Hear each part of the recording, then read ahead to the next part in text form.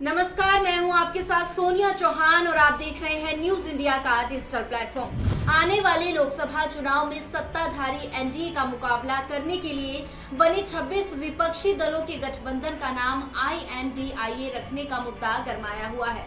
विपक्षी दलों के गठबंधन के नाम को लेकर सियासी बहस जारी है। इसी बीच बीजेपी नेता और राज्यसभा सांसद देश के संविधान से ही इंडिया शब्द हटाने की मांग की है। राज्यसभा में नरेश बंसल ने इंडिया नाम को औपनिवेशिक प्रतीक और दास्ता की बेड़ी करार कर दिया और इंडिया शब्द को संविधान से हटाने का प्रस्ताव दिया।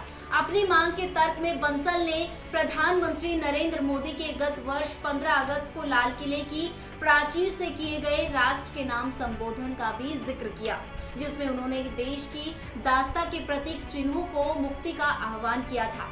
बंसल ने कहा कि विगत 9 वर्ष में प्रधानमंत्री नरेंद्र मोदी कई मौके पर औपनिवेशिक विरासत और औपनिवेशिक प्रतीक चिन्हों को हटाने और उनकी जगह परंपरागत भारतीय प्रतीकों, मूल्यों और सोच को लागू करने की वकालत की है।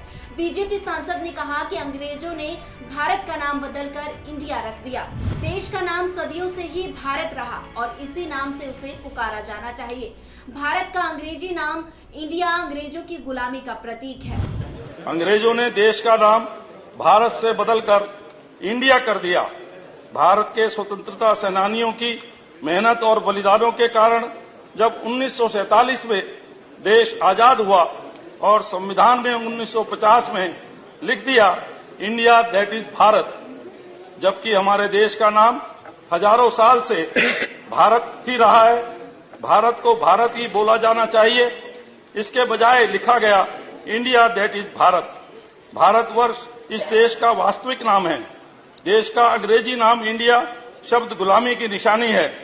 देश को मूल और प्रमाणिक नाम भारत से ही मान्यता दी जानी चाहिए।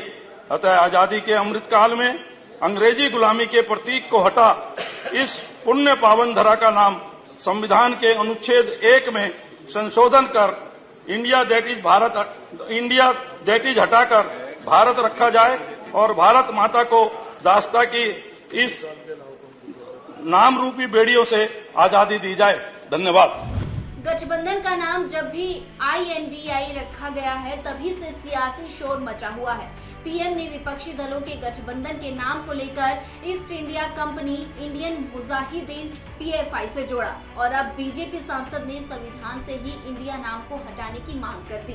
अब देखना होगा कि इसका जवाब विपक्षी दलों से किस तरह से दिया जाता है। वहीं हमारे लिए आपकी राय भी महत्वपूर्ण है। नरेश बंसल की मांग पर आप क्या सोचते हैं, हमें कमेंट बॉक्स में जरूर बताइए। नमस्कार।